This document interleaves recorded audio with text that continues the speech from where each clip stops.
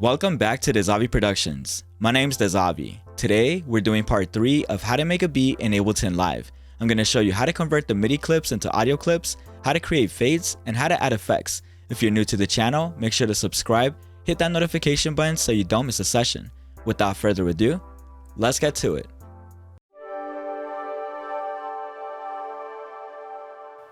Alright guys, so here we have our session. In part 2, we created this arrangement using MIDI clips. The first thing we're going to do today is we're going to convert these MIDI clips into audio clips. So let's go ahead and get started. The first thing I'm going to do here is I'm actually going to save this file before I do anything. And we're going to use Command S to save. Or if you're using a Windows, use Control S. And the reason we're doing this is because we're going to make a big change here. And if we make a mistake, it's always best to have a backup file. So now that we've saved it, let's go ahead and go to track 7, the audio track, and we're going to drop this down below the 8th track, which is Arena Brass. And that gives me all of my MIDI tracks together from track 1 to 7. Next, I'm going to go to the first track, Addictive Keys. I'm going to select it.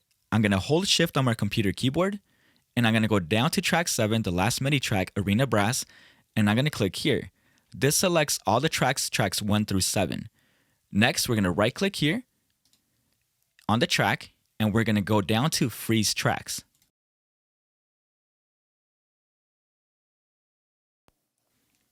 This freezes all the tracks, and now what we're going to do is we're going to right click again on the track name, and we're going to go down to Flatten Tracks. It's just below Unfreeze Tracks. And now you can see that all the MIDI has now been converted into audio. And if you click on the track itself, and you go down to the device view selector here in the bottom corner, you're going to see that your plugin is no longer accessible. So we're going to collapse this once again. And the next step we're going to do here is we're now going to save this as a different session. So we're going to go to File, Save Live Set As, and we're going to call this Making a Beat Audio. We're going to hit Save. So now we've safeguarded the previous session, and we can now work with a new session where we have all of the audio files created. Now that we have these audio clips, let's make some fades. Keep in mind that MIDI clips cannot be faded, which is another reason why we converted these into audio clips. So to create a fade, we're going to go to the first track here, Addictive Keys, and we're going to go to the end of the clip. We're going to click here, and we're going to use the plus button to zoom in. And you can see there's a little bit residual clip left from the conversion. We're going to click here and delete. Next, we're going to hover over the clip itself, and when we do this, you're going to see at the end of the clip, there's going to be 2 little boxes, one at the top and one at the bottom. These are your fade markers. We're going to go to the top one, and we're going to click and drag this to the left, and this creates a fade out. When we do this, you're going to see a little box in the middle, and this controls the slope of the fade. So we're going to bring this back, and we're going to go to the bottom one, and if we pull this to the right, it's going to fade out the residual that was left on that clip. And if we go to the left, it's not going to do anything because we don't have a clip to the right of it. If we had an extra little clip, it would create a crossfade. Likewise, if we go to the top one and we pull it right, there's nothing that's going to do unless we have a clip there that it can crossfade into. So we're going to go to the top one and we're going to go left to about 43 bars. And I'm going to change this little slope here a little bit straighter. And I want the piano to fade out just a bit there. Next, we're going to go to the Arena Brass. And you're going to see also there's a little bit of a clip there. I'm going to zoom in extra and click here, delete it, zoom back out.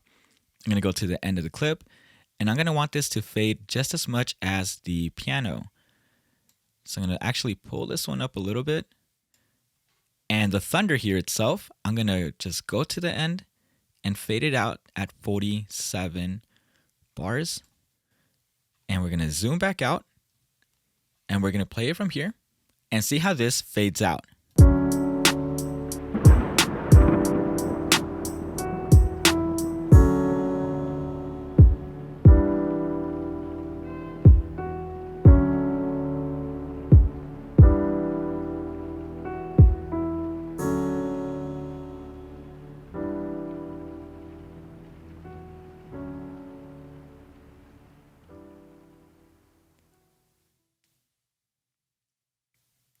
Okay, that sounds pretty nice. I'm going to just create those 3 fades. I don't want to fade anything else in or out. We're going to clean up some of these extra little residual clips that were left. So we're going to go here to the tambourine, click here, delete this, click here, delete this. And I think that might be it. Let's go here to the arena brass at the end. Zoom in, click this, delete that. Let's search here through these clips. Make sure there's nothing residual. Okay, there's nothing else there. So we're going to zoom back out. And I'm going to hit one there. And we're going to press stop. And let's go ahead and start adding some effects. Remember, we already added reverb to some of the tracks, but that was just for the creative process. We'll be refining the EQ, reverb, delay, and compression in part 4 for the mixing process, because once you start messing with those 4, you start boosting and cutting frequencies that changes the volume and the overall dynamics of the track. So for now, we're going to add 2 effects. We're going to add a chorus to the arena brass, and we're going to add a wide stereo to the rain and thunder. So we're going to change this over to session view. We're going to hit the tab on the computer keyboard, and we're going to go over here to categories. We're going to go to audio effects. And I'm looking for a chorus. So instead of me searching through all this here, I'm going to go to the search bar and I'm going to type in chorus. I'm going to go to pitch and modulation and I'm going to select chorus classic. I'm going to click and drag this over to the arena brass. And this opens up the device view selector on the bottom. And I'm going to drop this down in here where it says drop audio effects here. So next, I'm going to solo the arena brass. I'm going to turn off the effect. And let's go ahead and play the arena brass. Let's make sure that we are first starting from a point where the arena brass starts. So we're going to go here to bar 9. We're going to switch back over and we're going to push play. Let's turn it on. Okay, you can immediately hear the effects. We're going to tweak some of these settings here. I'm going to go to the rate and I'm going to change this to 0.7. The amount, I want this to be a 50%. The feedback can stay at 30. I want the dry and wet to be 80%. And the warmth to be a 3% there. And because I'm already going to add a wide stereo to the rain and thunder, I don't want this to be 100% wide. So I'm going to click here on the width and I'm going to type in, let's go with 30%. Let's go ahead and turn up the arena brass just to hear this a little bit better. And we're going to turn off the effect. I'm going to turn it on.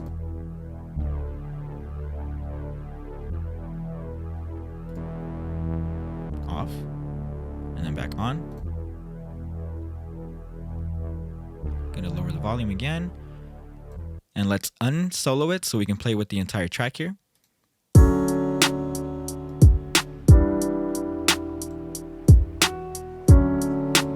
going to take off the effect.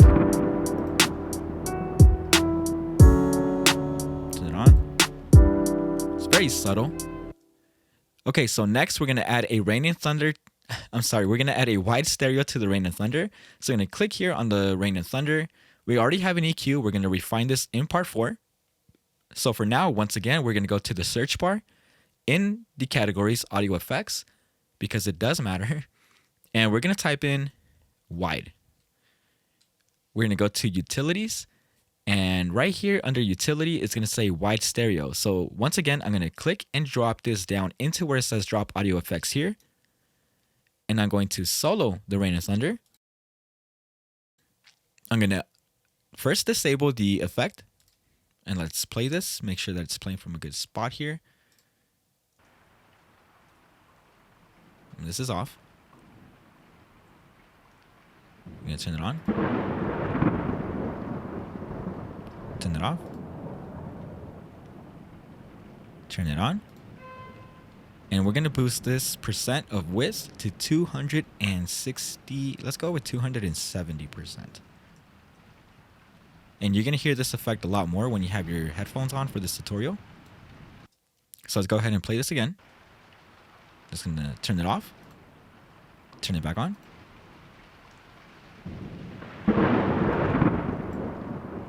Turn it off. And back on. Let's go ahead and add the arena brass to these solos so we can hear how they sound together. We don't want the arena brass to be just as wide as the rain and thunder because then they're just going to overlap. Obviously, the levels are a little different.